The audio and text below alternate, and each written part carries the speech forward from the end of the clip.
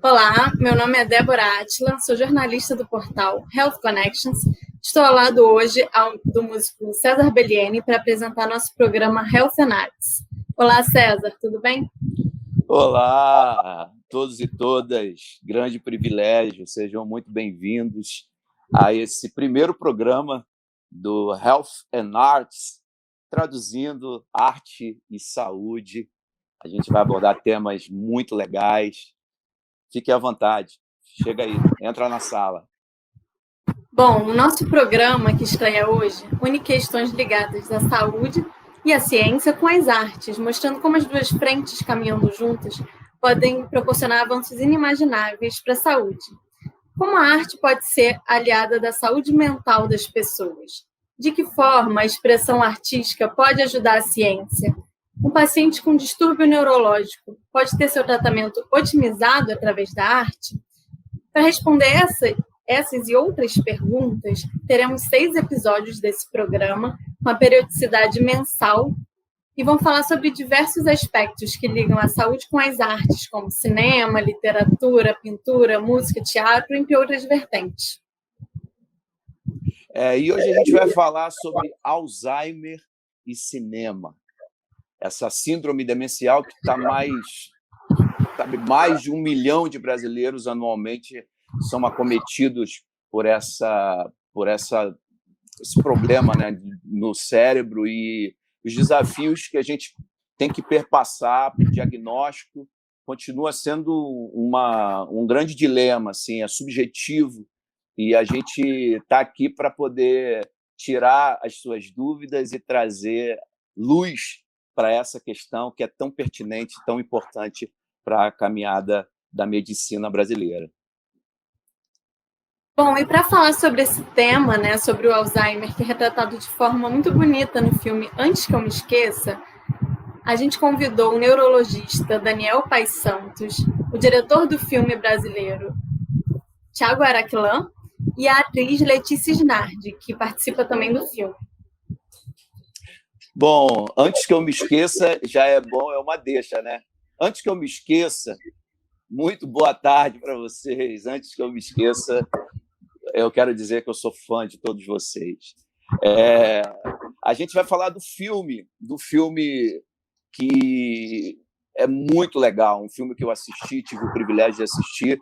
É um roteiro que fala a respeito de um doutor chamado Doutor Polidoro, que é interpretado pelo incrível José de Abreu.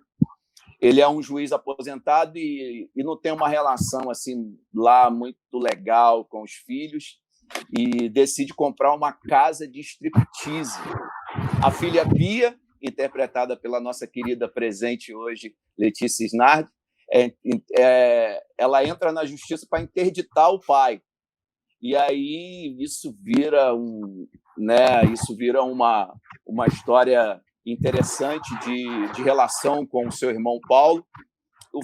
É fato que essa questão acaba aproximando o doutor Polidoro do seu filho Paulo, que é um músico fracassado, entre aspas, mas que há anos não falava direito com o pai.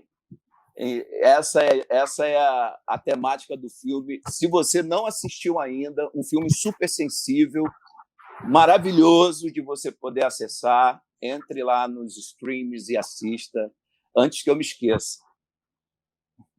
O filme trata a questão do Alzheimer através de um drama leve e até cômico em alguns momentos, explorando questões como a aceitação do diagnóstico, a importância do cuidado, o papel do cuidador, o olhar social e a importância dos relacionamentos familiares e afetos. O filme aborda um tema real, que é a tristeza dentro da família, porque o Alzheimer é uma doença que atinge, como eu já disse, 1 milhão de brasileiros e influencia na vida, da rotina dos familiares. Eu já tive, pessoalmente, uma avó que teve Alzheimer e veio morar na minha casa, eu sei o que é essa relação, né?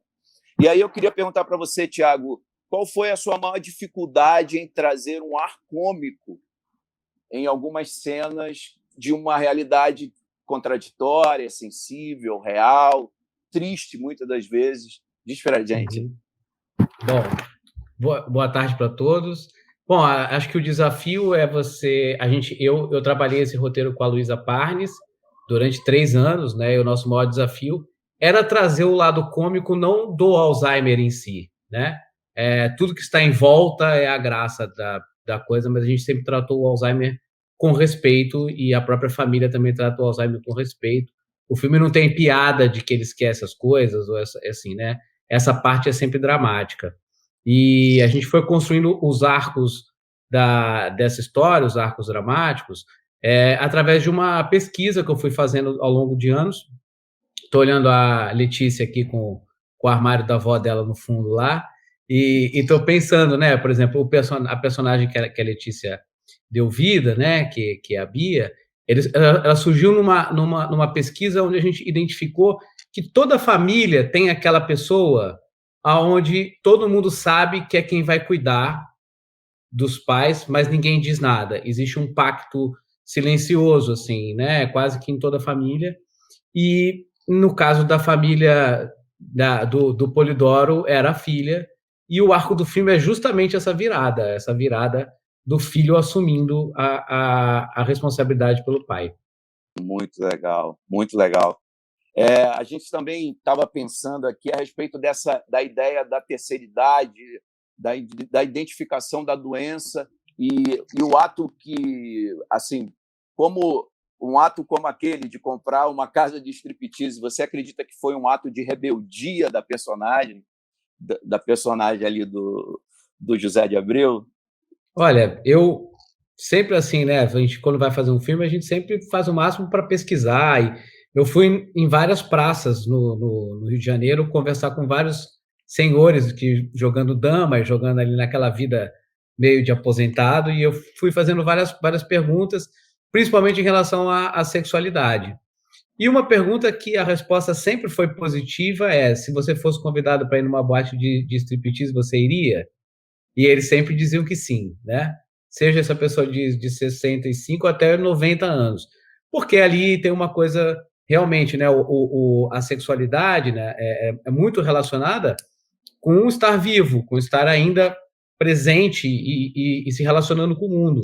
Mesmo que é como o Polidoro, ele vai para uma boate de striptease, mas ele nada faz, ele não tem relação com ninguém, ele nem está tão interessado assim no show. Ele está ali buscando, na verdade, uma relação com o mundo, né? Que ele está se isolando, que é uma característica normal do Alzheimer, né? A pessoa ir se isolando, até porque, de uma forma, algumas vezes consciente, outras inconsciente, ela vai percebendo que essa relação com o mundo está ficando difícil e vai se isolando, né? E a boate de striptease tem essa representatividade no filme, que é ele voltar a ter a ter uma relação com outras pessoas, que a própria família já estava distante e ali naquele universo inusitado, que é uma boate de striptease, ele começou a construir uma nova família. Muito legal, muito legal. Eu até, quando eu assisti, eu achei que existia assim, um aspecto encarnacional, vou dizer assim, de tornar tangível o que ele estava na virtualidade, né? Porque, né, você começa ele está na internet, né, assistindo os vídeos eróticos, e eu acho que essa migração para uma casa de striptease é para trazer uma coisa até tangível diante daquilo. Vou tornar essa virtualidade real, que é algo que está muito, né, em voga para o nosso momento hoje. Eu percebo que isso é muito importante ser colocado em pauta para o pensamento. Letícia, quero saber de você também a respeito dessa personagem, do preparo dessa personagem, se você fez algum laboratório para a construção dessa personagem. Eu sei que ali é uma figura tensa. Confesso que no começo fiquei meio, essa menina, por que essa menina está fazendo isso? Ainda não tinha enxergado com um olhar sensível, estava achando que tinham por trás, assim, que a trama ia revelar alguma questão, mas não, era uma questão mesmo voltada para o afeto para com o pai, para a real, né, condição dele de ter que... Diz para a gente, de ter que ter esse cuidado, né? Não, isso que eu achei particularmente sedutor na personagem, né? Porque tem até o momento que eu verbalizo isso no filme, né? Eu não sou a vilã dessa história. Até certo momento do filme parece que sim, porque parece que eu estou interessada nos bens materiais, né? Em tolir o último devaneio lúcido do pai, né? Mas depois você vai entendendo que não, que tem e é uma lenha, assim, não é uma carga muito pesada você cuidar de uma pessoa com Alzheimer, né? Até porque é como vocês falaram, os sintomas são muito subjetivos também, né? Então a maneira como isso afeta cada um e eu acredito que todas as doenças que têm a ver com a área psi, elas têm uma característica muito peculiar de que elas afetam a família inteira adoece junto de uma certa maneira, né? E a gente tem muito pouco preparo para lidar. Então, acho que nos últimos anos muito se falou sobre o Alzheimer, ainda bem, porque realmente é a doença do futuro, né? O doutor vai poder nos explicar melhor, mas assim, eu acho que quanto mais longeva a humanidade está ficando, né, mais comum vai sendo conviver com essa doença, né? Então, eu, na verdade, eu pesquisei, conversei muito com pessoas que tiveram ou que conviviam com parentes com Alzheimer. Eu não fui visitar doentes, porque eu estava muito nesse lugar de entender como que isso afeta quem está nessa lida com essa responsabilidade de dar conta, né, de cuidar. E eu percebi muito recorrente essa depressão familiar, assim, e até a pessoa conseguir separar que o fato dele não me reconhecer não é pessoal, não é comigo, não é por alguma coisa que aconteceu, até a pessoa conseguir dar conta profundamente, né, interna, realmente disso, é um chão muito grande, né? Então, eu fiquei mais conversando, entrevistando pessoas do meu círculo que eu conhecia que passavam por essa situação, né? Bom, é muito complexo. É muito complexo. Aproveitando esse tema da relação com a família, eu queria perguntar ao neurologista que está aqui presente, o Dr. Daniel Paz, sobre a importância, né, das relações familiares depois do diagnóstico e até para prevenção, né, uma possível prevenção para um paciente que sofre de Alzheimer, e qual o suporte necessário que a família deveria ter, né, diante desse caso após o diagnóstico. Primeiro, Débora, pode me chamar de Daniel, você não precisa de prenome nenhum. E segundo, queria dizer, fazer aqui publicamente um elogio ao filme, à Letícia e ao Tiago, porque eu já tive a oportunidade de ver diversos filmes sobre doenças degenerativas de maneira geral, né? O enfoque, na maior parte das vezes, é um enfoque da dor, né? Assim, o enfoque do sofrimento, né? Que não deixa de ser importante também, é importante, mas talvez ter um enfoque menos individual sobre os aspectos do paciente, mas também da família, e de uma maneira mais leve, de poder ser aceitável, porque tudo que é muito doloroso a gente tende a um pouquinho a refutar, né, a discussão. Eu achei que o filme foi brilhante em tudo isso. E a escolha do elenco também eu achei sensacional, achei muito bom, porque a gente está precisando muito, acho que hoje em dia, de poder falar sobre certas coisas. E sobre o que a Letícia mencionou, ela está super certa. É a doença do futuro e do presente. Só para fazer um comentário aqui muito rápido, eu juro que eu vou responder a sua pergunta, Débora. A doença de Alzheimer e as doenças cardiovasculares, de maneira geral, elas mataram no ano passado entre 25 a 30 milhões de pessoas no mundo. Essa semana, ou semana passada, posso estar enganado, a gente virou o número de 1 milhão de casos de doenças Covid. E mesmo com toda a heterogeneidade e as maluquices que apareceram aí em alguns cantos, houve alguma mobilização de alguma parte da sociedade para enfrentar um desafio. E a OMS tem um trabalho há anos, há décadas, sobre o impacto das doenças crônicas não transmissíveis, né?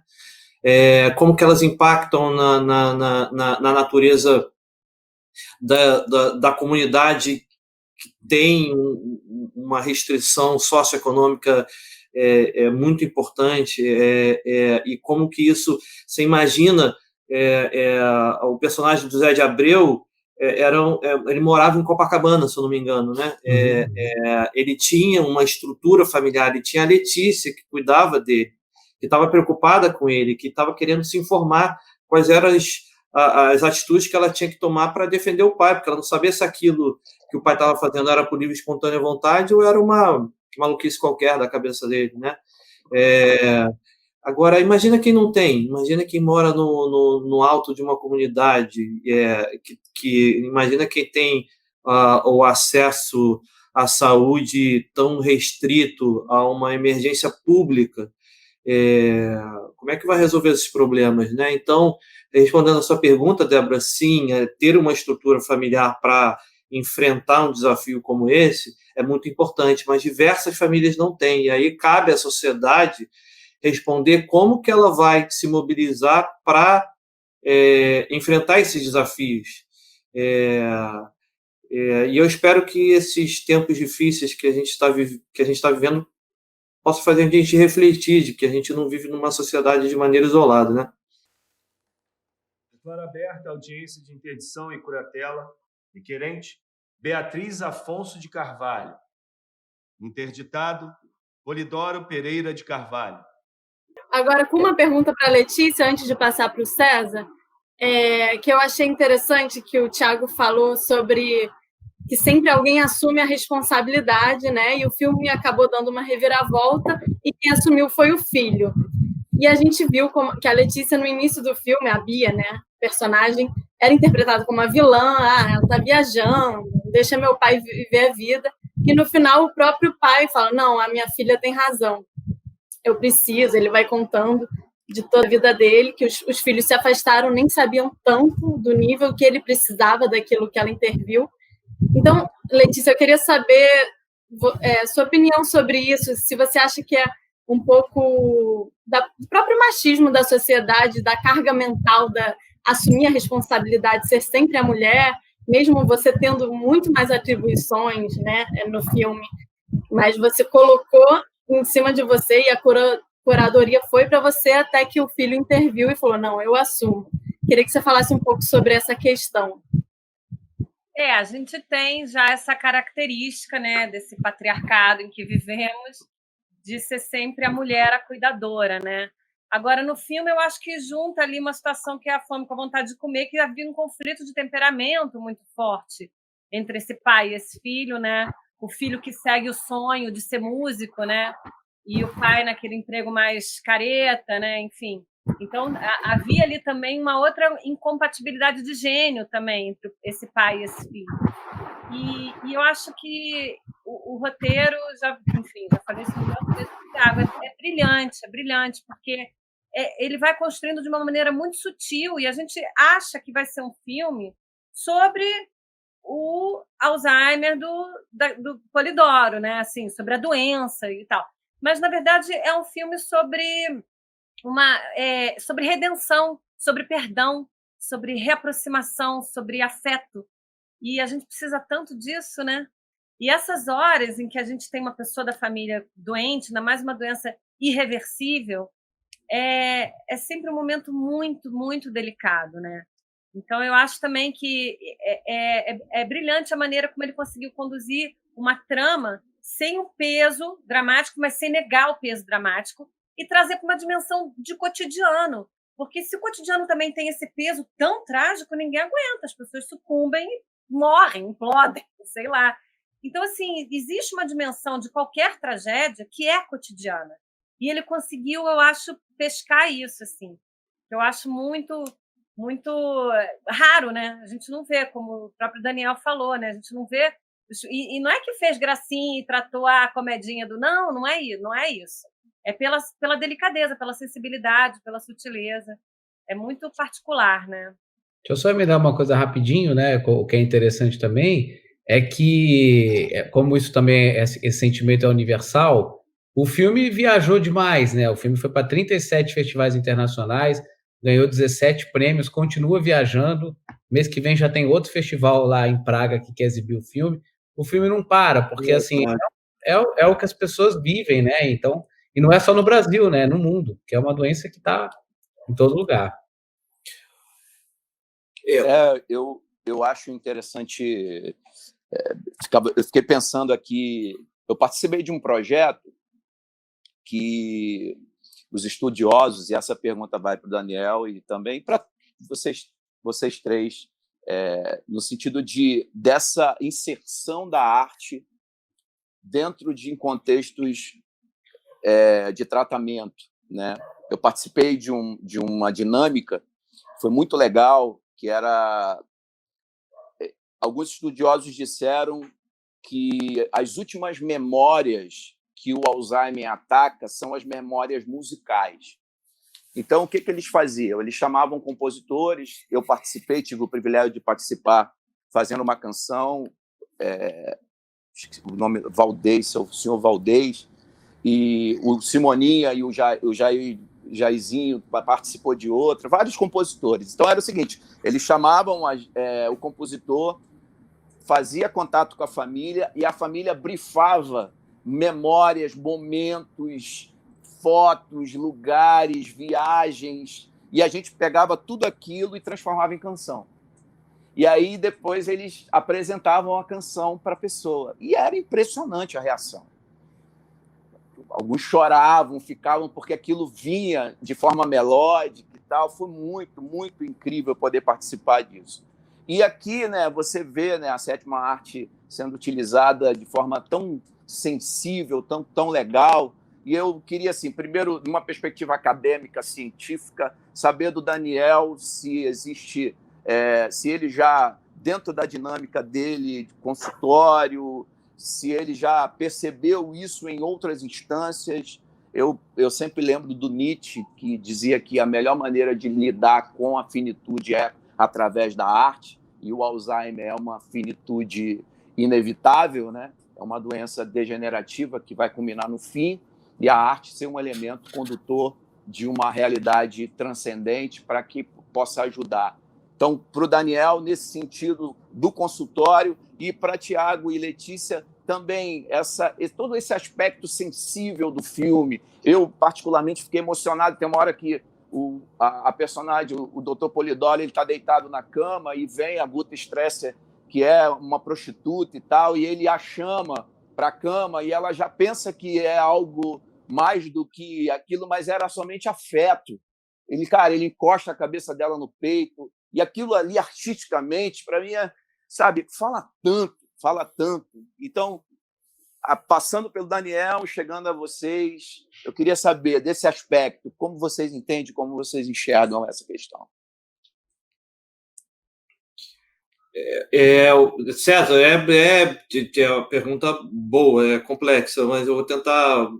Aqui me veio uma coisa à cabeça, eu vou tentar ajudar. Eu me lembro uma vez uma entrevista do Chico Buarque que me marcou muito, que era ele tentando explicar como é que ele escreveu Construção, né? Como é que ele construiu a música Construção.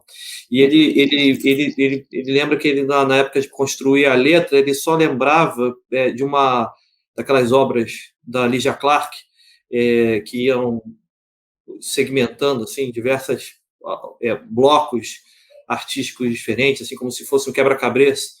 Estruturas geométricas, né? E aí ele partiu dali e tentar construir as estrofes da música. Ele olhou para a letra como se fosse uma obra de arte, né? E eu me lembro também de um outro autor, um americano da Universidade de Colômbia, chamava Eric Kandel. E ele falava sobre ele escreveu até um livro que chamava a ciência, a neurociência e a arte moderna, que ele descrevia no prefácio, e era muito interessante, era que o pensamento científico, por exemplo, você quer responder uma pergunta, né? um determinado remédio funciona para determinada doença.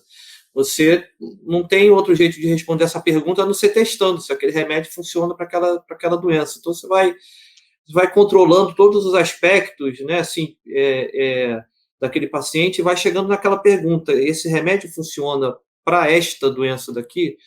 Não adianta alguém dizer assim: eu acho que funciona, eu tomei e fui bem. Isso não é resposta científica, né? Você testa no conjunto de pacientes, num ambiente controlado, dentro de e seguro, etc. E aí respondeu a pergunta: funciona ou não funciona. A arte moderna, ela funciona um pouco desse jeito: você abstrai a sua realidade, a realidade de uma maneira mais ampla, e enxerga aquilo que você está vendo, né? O seu olhar, né? E eu que não vou me atrever diante dessas feras todas que estão do nosso lado, né? A entrar nesse mundo, mas a impressão que eu tenho é que o Tiago, como diretor, pode não ser médico, mas ele enxergou muito melhor a doença do que eu, por exemplo, em diversos aspectos. A Letícia pode não ser médica, mas ela pode não ser da área de saúde, mas ela entendeu o papel do cuidador e ela, como ela disse, né, eu não fui visitar um paciente, né, mas ela sentiu na pele e descreveu exatamente aquilo que eu vejo, que a gente vê todos os dias, né? A gente vê todos os dias o paciente sofrendo com um cuidador que está deprimido, que está cansado, que está esgotado, que às vezes é um filho único que está enfrentando sozinho aquela barra super pesada, ou às vezes não, às vezes vive num ambiente onde tem diversos filhos para revezar, tem uma estrutura familiar que consegue bancar um cuidador profissional, e aí a relação com aquele vovô fica mais suave, fica mais tranquila, aquilo passa pela doença de maneira mais simples. Então, vida é arte, né? Assim, embora alguns pensem o contrário, não tem vida fora da arte, né? E ela simplesmente, eu acho que expressa aquilo que a gente vive no dia a dia, né? Que às vezes a gente não consegue explicar. Não sei se eu respondi a sua pergunta, César, mas mais ou menos por aí. Completar aqui um pouquinho, né? Que na verdade, assim, a gente que trabalha com arte, né, todo dia lendo e pensando, escrevendo, a gente tem que ter sempre em mente que a função da arte nunca é objetiva, né? Quando a gente vai fazer um filme sobre o Alzheimer, não é um filme para mostrar e ensinar as pessoas sobre o Alzheimer, né? A gente vai fazer um filme sobre a subjetividade que é você conviver com o Alzheimer e que é você ter relação e pensar sobre o Alzheimer através dessa relação interpessoal, mas subjetiva sempre, né? Então, quando a gente tenta usar a arte para transmitir uma ideia unilateral, né, a gente acaba fazendo uma coisa panfletária e acaba que a gente não toca ninguém. Então, quando a gente direciona a nossa pesquisa para fazer um filme, né, eu fui diretamente na emoção que as famílias vivem, né? Não exatamente em nenhum momento, claro, a gente submeteu a médicos para saber se não estava dizendo nenhum absurdo, né, e tal, mas não era esse o objetivo, né? O objetivo era tocar nessas relações familiares e em tudo que a arte pode representar disso, né, como uma representação da vida. Mas a gente tentou, né, e acho que em muitos momentos a gente conseguiu trazer essas emoções que muitas vezes a gente imagina, né, porque quando a gente fala sobre Alzheimer, todo mundo tem uma primeira imagem, todo mundo teve uma experiência na vida de ter visto alguém com Alzheimer e tudo. Então, quando a gente fala assim, é um filme sobre Alzheimer, né, que foi o que você falou antes, né, é um filme sobre Alzheimer, você já pensa logo, é uma coisa super triste, super dramática, né, e porque isso está no nosso inconsciente, está nas nossas relações sociais, né? E quando a gente foi fazer a pesquisa, a gente viu que se o Alzheimer faz parte da vida, ele também faz parte dessas relações e faz parte desse amor familiar também. Então, a gente tentou tratar o tempo todo com esse viés. Eu acho que isso é muito especial do filme, porque você consegue dar conta de vários pontos de vista, né? Nesse sentido, né? Mas eu até eu fiquei pensando sobre o que você falou e me veio uma pergunta para o Daniel, porque eu acho que o filme, o Antes que eu me esqueça, ele dialoga muito com quem dá o suporte, né? Com as famílias e com a gente, que um dia pode ser que a gente vá ter. Então, de alguma maneira, isso também nos informa, nos alimenta, né? Nos nutre de informação e, enfim, dados sobre esse universo. Mas eu fico pensando, porque o Alzheimer ele tem uma questão muito direta no cognitivo, né? E música, né? Tem a coisa vibracional, né? E tem uma coisa que eu mesma, assim, às vezes eu ouço uma música, no segundo acorde eu já fui para outro tempo e espaço. Eu acho que música, dentro das artes, ela vai assim, ela perfura, né? Uma furadeira, assim, ela acessa um lugar muito rápido, né? A gente se emociona, a lágrima vem e não precisa passar por um entendimento de compreensão, né?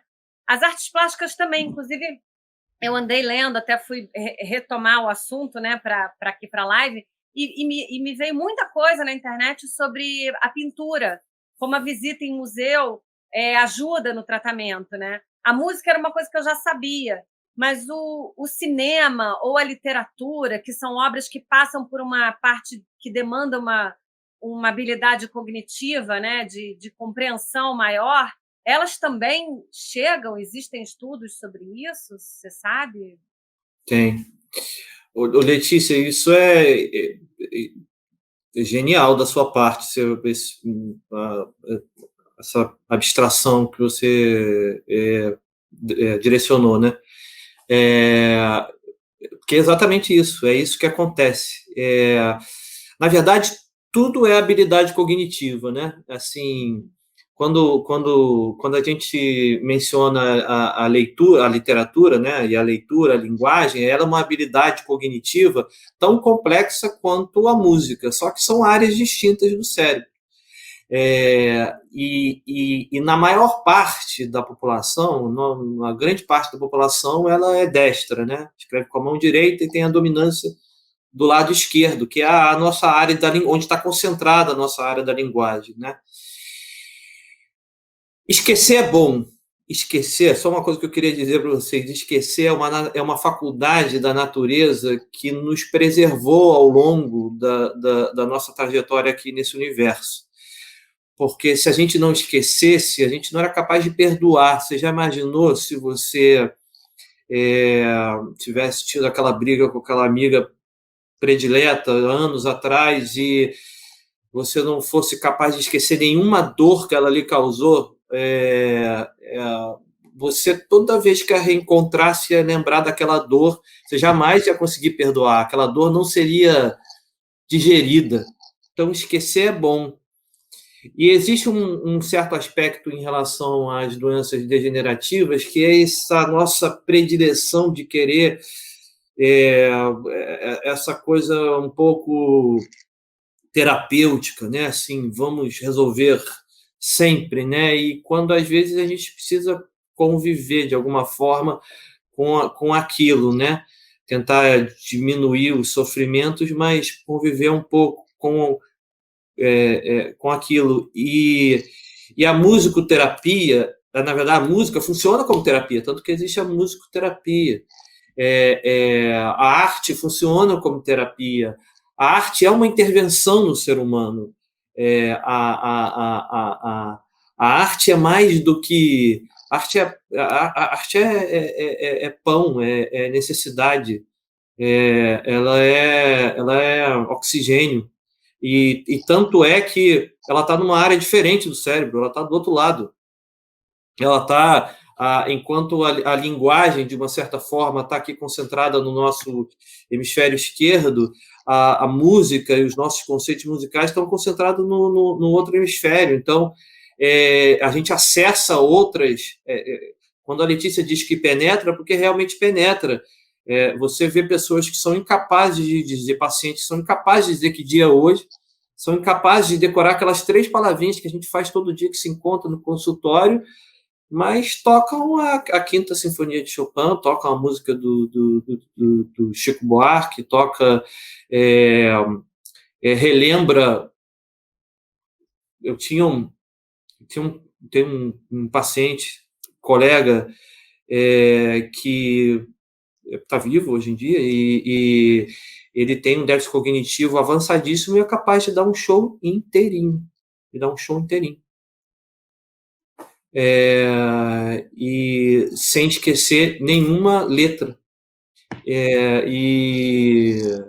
Mas todas as artes estão no mesmo lado do cérebro? Não, você mesmo demonstrou. Literatura é uma arte, né? Assim, escrever é uma arte, né? Depende de um aspecto cognitivo que é a leitura, que é a escrita, que é a interpretação, que passa pelo hemisfério esquerdo, né? Agora, aquela mesma pessoa pode ser capaz de escrever inteirinho, cantar uma música inteirinha de 40 anos atrás, e é linguagem também, mas não denota uma interpretação que invoca uma memória de trabalho, uma memória imediata que está mais comprometida, que é um pouco predileta por esse processo degenerativo que compõe a doença de Alzheimer, né? Agora, tem outras formas de demência que não, que pegam outras áreas de maneira predominante, aí acaba se manifestando de um outro jeito. A gente fez só um parênteses, a gente fez uma pequena brincadeira em relação a esses 2 tipos de memória no filme, porque a dificuldade do Paulo como pianista é memorizar a música sem ler a partitura, né? Então ele precisa de acessar essa linguagem no hemisfério, né? E ele não consegue fazer sem, né? E a libertação dele é realmente quando ele começa a sentir a música, é quando ele começa a se libertar desse aspecto. Verdade. Bem lembrado. Quando ele vê a dança até, né? Eu queria...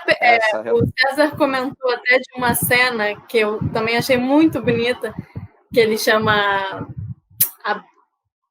a Joelma, né, interpretada pela Guta Stresser, para deitar, e ele fala, não, só fica aqui, abraça, e fala, quanto tempo que eu não sinto isso, que boa essa sensação, né? Mostrando essa necessidade mesmo do afeto. Eu queria perguntar tanto para o Tiago, como foi essa construção, qual ideia vocês pensaram em passar, e depois para o Dr. Daniel sobre essa questão do afeto, né? Quão importante é o afeto com esse paciente, essa relação de afeto com as pessoas. Mas começando pelo Tiago, sobre a cena. Bom, as pesquisas que nós fizemos assim nessas conversas de praça e tudo, a coisa que ficava mais sensível é que a pessoa sente falta do toque de outras pessoas, né? Assim, e não tem nada a ver com ser sexual ou não, é o abraço mesmo, porque a pessoa vai se isolando e as pessoas conhecidas, elas vão morrendo, ela vai ficando meio sozinha no mundo, né? As pessoas da sua geração e tudo. Então, como a gente construiu o Polidoro desde o início, né? O Polidoro tem uma sexualidade que a gente construiu também pensando dentro dessas pesquisas, porque ao mesmo tempo que ele assiste filme pornô em casa, ele não tem nenhuma representação sexual fora daquele ambiente seguro. Mesmo quando ele está lá na boate de striptease, e a primeira vez que ele vai assistir, ele está todo animado, mas ele acaba até tirando um cochilo, né? Ele não é aquilo que ele está procurando. Não é a libido, né? Não é a libido, né? E na verdade, assim, né, o filme saiu muito dessa ideia, porque a ideia inicial que eu tive foi porque eu andava na praia, eu morava na praia da Barra, né, e eu caminhava todos os dias de manhã, assim, sempre tinha no mesmo horário um senhor que devia ter os seus 90 anos, assim, mais ou menos, e toda vez que passava uma mulher, assim, atraente, ele parava e olhava, assim, e baixava a cabeça e seguia olhando, né? E eu sempre ficava pensando, assim, o quanto a libido é importante para a pessoa se sentir viva, né? Não necessariamente a realização disso, mas ele tinha essa atração, e isso se confunde muito com a potência pessoal que a pessoa tem de estar viva, de realizar novas coisas. Então, o Polidoro tinha isso, ele tinha esse princípio, mas, ao mesmo tempo, ele tinha essa carência de ser tocado, né? E isso é uma coisa comum nas famílias. A pessoa vai ficando velha, vai começando a ter os princípios de senilidade, não importa se é Alzheimer ou não, e a família vai se afastando, e ele vai se afastando da família, então fica essa lacuna, né, desse carinho. Agora, eu posso fazer um comentário, Débora? Claro. A impressão que me dá vendo o filme é que ou a pesquisa foi muito profunda, ou alguém participando da pesquisa viveu a experiência bem especificamente na sua vida, porque é exatamente isso que a gente vê, assim, a gente tem experiência, porque é impressionante, assim, esse olhar. A minha pergunta na verdade, se você se sentiu um expert depois, assim, nas relações, porque é impressionante. Na verdade, eu não tenho nenhum caso de Alzheimer na minha família, mas eu vivi um processo intenso disso, porque quando eu era criança, minha mãe tinha uma casa de repouso. E eu saía da escola... Estava procurando essa história. Ia para lá, e lá eu tive amigos que jogavam xadrez comigo que tinham Alzheimer, eu fui vendo as pessoas no princípio de senilidade, e fui convivendo com isso. Então, eu tenho uma memória muito, muito, muito forte disso, assim, não só de vendo as pessoas morrendo, que também é uma memória da casa de repouso, mas de vendo as pessoas que falavam pararem de falar. Eu me lembro muito bem, já falei isso em outras entrevistas, assim, né, de uma mulher, e eu usei isso no filme, né, que ela parou de falar, assim, ela passou a usar a mesma palavra, ela só falava assim, iá. Tudo ela falava iá. Mas ela dava sentido. Ela fazia assim, iá, oferecia para você uma caneta. Ela estava fazendo uma coisa que ela estava achando que ela estava se comunicando, mas ela só falava iá. Então, eu usei um pouco esse sentido no filme, porque o Polidoro fica repetindo um código, assim, que ninguém entende, né? Que depois vai fazer um sentido lá na frente, né? Existe uma relação, mas eu tive essa experiência bastante intensa de uma outra forma, enquanto criança. Pô, que genial. Pô, eu acho, eu não sei, na minha humilde opinião, daria um belo filme, essa sua experiência. O olhar de uma criança, né? O parquinho dela. Caramba! Era um parquinho. Eu pegava as cadeiras de roda, tinha uma ladeira, eu descia com a cadeira de roda. Roubada, e voltava. Isso era no Rio de Janeiro? Não, era em São Paulo. Em São Paulo? Criança, eu morava em São Paulo. Que lindo. Que lindo. Com certeza ajudou muito. Foi muito engraçado, porque quando eu fui mixar o filme, que é a última coisa que se faz, mixar o áudio, marcaram um estúdio, que é um estúdio super importante de São Paulo, de mixar de cinema. Quando eu cheguei lá, era praticamente vizinho dessa casa, que é onde eu passei a infância. Porque era no City Lapa. Era no City Lapa. Eu fui chegando, fui reconhecendo, falei, gente, conheço esse lugar e tal. Eu passei em frente, assim, para chegar. Incrível. Dessas coincidências incríveis que não servem para nada, mas são incríveis. Né? Não, é incrível. Aí me serve para a gente marcar, né, na nossa memória o quanto essa relação é importante. Eu acho que existe um aspecto transcendente que vai chancelando, a sensação que eu tenho é essa, vai chancelando essas coisas. Eu acho que não há nada mais divino do que a arte, né? Outra questão, né, que a gente vê no filme, que a gente já falou um pouco, mas é a questão do entretenimento da terceira idade, né? Todos se encontrando lá na mesa, na praça, e aí quando ele abre a boate, acaba que todos vão e adoram, dão sugestões de música, de tudo, e muda. Então eu queria saber, Daniel, né, como é tanto jogos quanto entretenimento para a saúde mental mesmo das pessoas, eles podem ajudar? Jogos e a interação social, como pode ajudar o paciente com Alzheimer? Deixa eu acoplar ainda mais uma perguntinha ao Daniel. É verdade que o cérebro é um músculo, entre aspas, ou não sei se literal, o qual precisa ser movimentado, exercitado? É verdade isso? Eu acho que o Thiago pode responder super bem, assim, uma brincadeira, é óbvio, mas assim, a experiência que ele viveu, essa que ele contou na infância, pode mostrar bem como é que faz diferença as constantes relações interpessoais, isso que o César mencionou como exercício, né? Sim, tem esse aspecto, sim, de funcionar como exercício, mas o principal aspecto, eu acho que para mim, é a questão da emoção, né? Qualquer que seja a atividade, aquilo que gere prazer vai gerar uma conexão. Então, quando o Thiago conta a história do jogo de dama, né? O Thiago pode falar isso muito bem. Aquele jogo de dama talvez seja aquele momento do dia onde eles estão se conectando, eles estão interagindo, aquilo está dando prazer. Eu acho que aí a gente, na sociedade brasileira, a gente tem duas camadas, né? A gente tem uma dificuldade de um relacionamento mais emocional entre os homens, e isso faz com que fique uma coisa mais distante, e o jogo fique ainda mais importante nessa relação, né? Porque você tem que ter quase um objetivo para estar junto, né? O que eu senti muito na praça é que, para ter acesso a essa relação emocional e essa relação mais complexa, o jogo é fundamental, não só pelo exercício da memória, né? Eu acho que ele se traveste um pouco aí nessa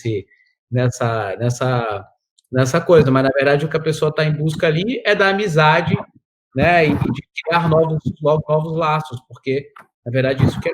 Então, o ambiente social que se cria para a terceira idade, ele é muito restrito, e isso é um problema na sociedade brasileira.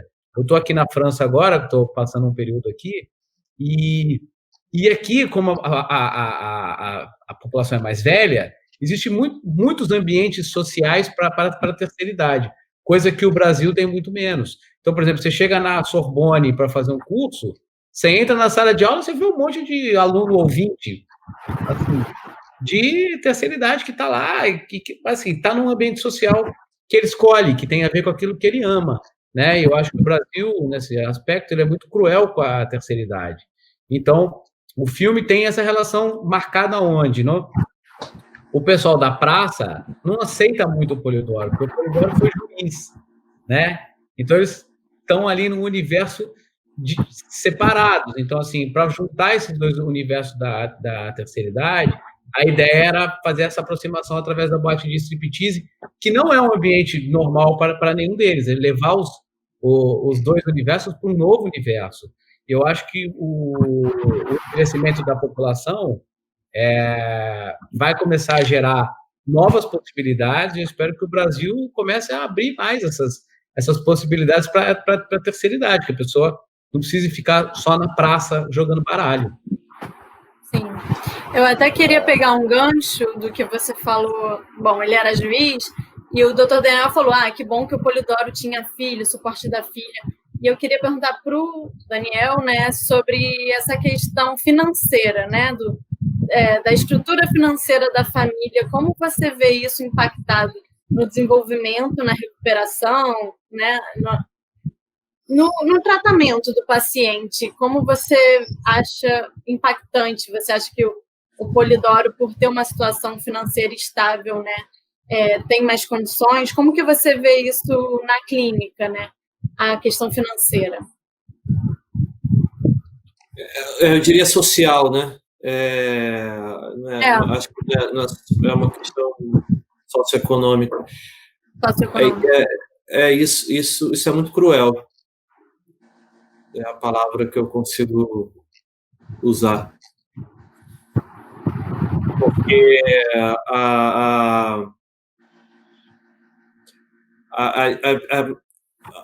o IPEA é um instituto, o instituto da prefeitura de dados da população, Isso é dado livre, é aberto.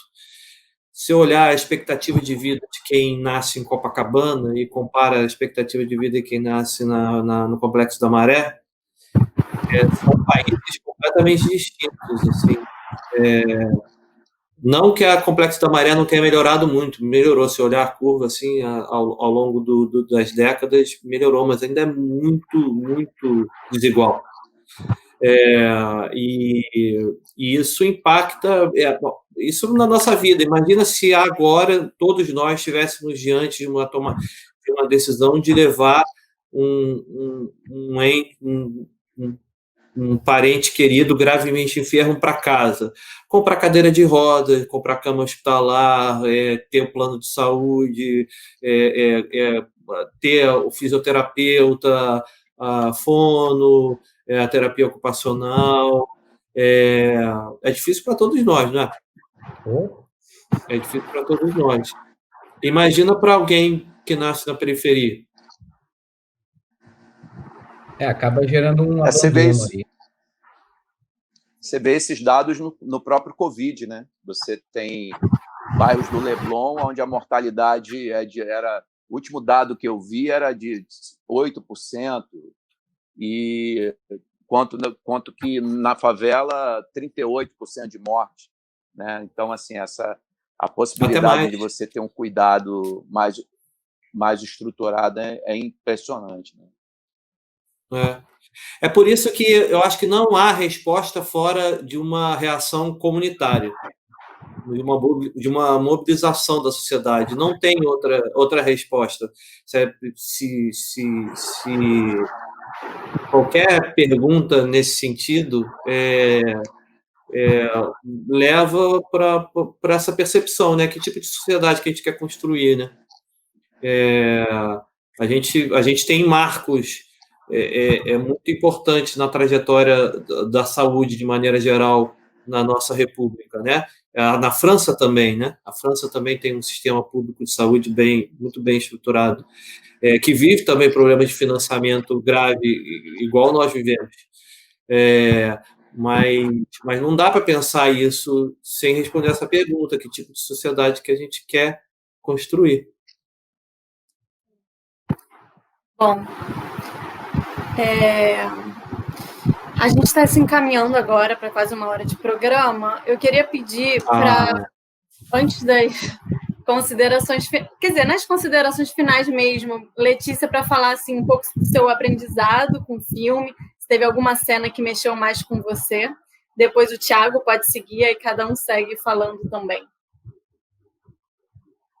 Teve uma coisa que para mim foi revolucionária, que eu levei para a vida, que foi a preparação que a gente fez com o Thiago, porque a gente tinha pouco tempo para construir essa família, né, para botar ali recheio, eu, Zé de Abreu e o Danton. E ele fez com a gente um exercício de constelação familiar, e que foi muito legal, porque a gente constelou para cada um e já acabamos ali em família, foi muito interessante. E ele deu para a gente um texto que falava um pouco sobre constelação familiar. E eu xeroquei esse texto e distribuí para a família inteira. E volta e meia eu dou para alguém esse texto, porque para mim é antes e depois. Eu realmente carreguei para a vida. E realmente também o assunto, né? Eu nunca tinha me aproximado de todo esse universo, toda essa questão do Alzheimer, né? E foi um cuidado muito grande, né? Eu também levei para a vida. Legal, muito obrigada pela presença e por disponibilizar seu tempo aqui com a gente. Obrigada. E agora, Thiago. Entrando nesse assunto da constelação familiar, né? Porque eu gosto assim dessas formas de psicodrama. Eu acho que não faço isso no ambiente nem clínico nem nada, mas gosto muito de fazer do ambiente da arte, porque eu acho que aproxima as pessoas de uma emoção muito genuína, de uma forma muito rápida. Eu tive um grande amigo que já faleceu, infelizmente, mas que fazia constelação familiar no Rio de Janeiro, que era o Alex Fausti, e ele nunca tinha homem para fazer. As mulheres são muito mais interessadas, em geral, no autoconhecimento, então ele precisava de homem. Então ele sempre me ligava e falava: você pode vir? Então acabou que eu fiz muitas vezes com ele e aprendi a fazer, né? Então, uso como ferramenta para direção de atores, e não tenho a menor dúvida, já tive experiência algumas vezes de que funciona, né, Letícia, muito rápido e muito bem, assim, porque realmente cada um tem ali um acesso muito direto à sua própria história familiar e é muito profundo. E eu acho que o ator, o trabalho que a gente faz com o ator é fornecer matéria-prima, assim, né? É fornecer aquilo que ele precisa desenvolver dentro de uma determinada obra, que normalmente é a obra e aquilo que está por trás da obra, como a obra foi pensada, qual é o assunto em geral, se é o Alzheimer, ou seja lá o que for. E então, assim, a gente não tem muito como fornecer um material individual dessa subjetividade. E a constelação familiar faz isso de maneira brilhante e rápida. Muito interessante, um plus que eu não sabia. E só para fala. Finalizar, né, assim, é um grande prazer continuar falando sobre o filme, né, ver que o filme continua sendo assistido. O último dado que a gente teve depois da segunda transmissão no Corujão da Madrugada é que nós já passamos de 5 milhões de espectadores no Brasil. Então, assim, é um filme que está aí, eu acho que vai continuar, porque ele continua tocando as pessoas. Eu recebo mensagens no Instagram e no Facebook sempre, assim, de pessoas que viram o filme e ficaram muito emocionadas. E eu acho que a gente atingiu aí um lugar que é difícil, né, de você tocar a pessoa sem provocar essa repulsa da pessoa ter medo de assistir um filme sobre Alzheimer, que é da natureza nossa querer não ter esse enfrentamento, né?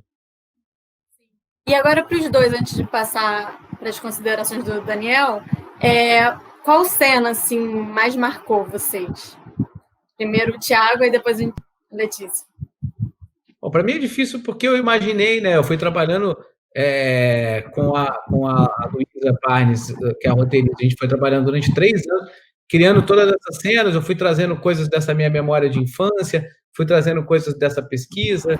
Então, assim, eu tenho um envolvimento com o filme, assim, como um todo, muito difícil.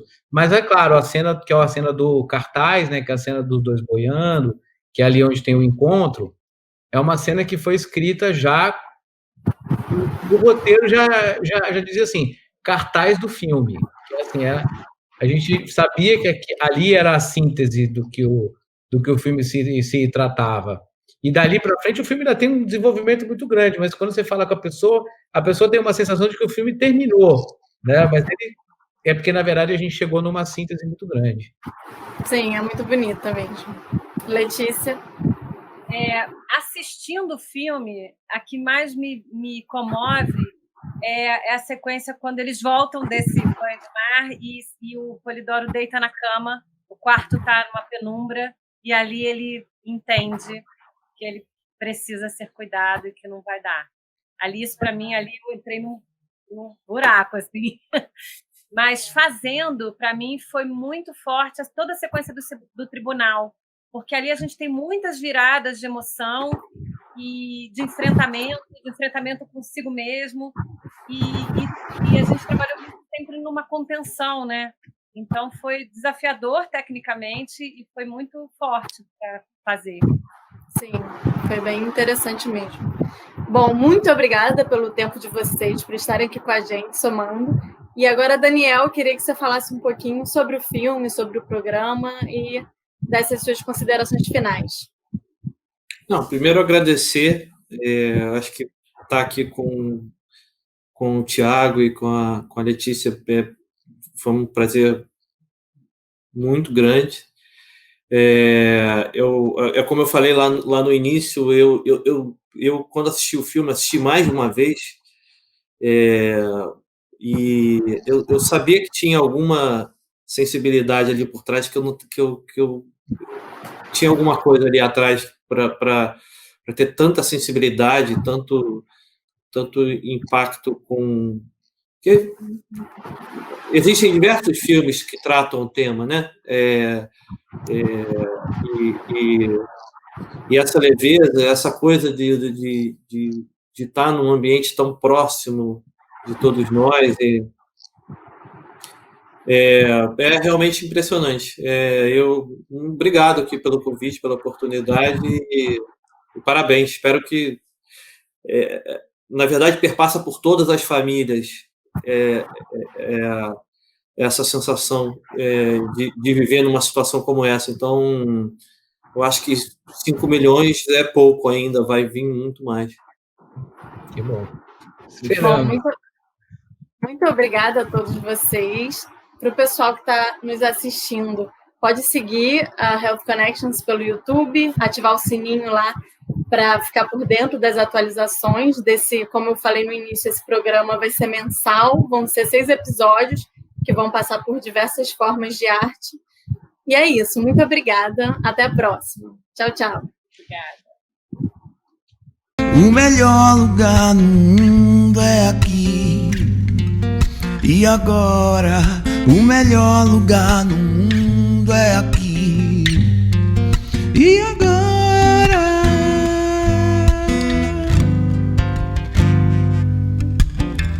aqui, onde a cor é clara.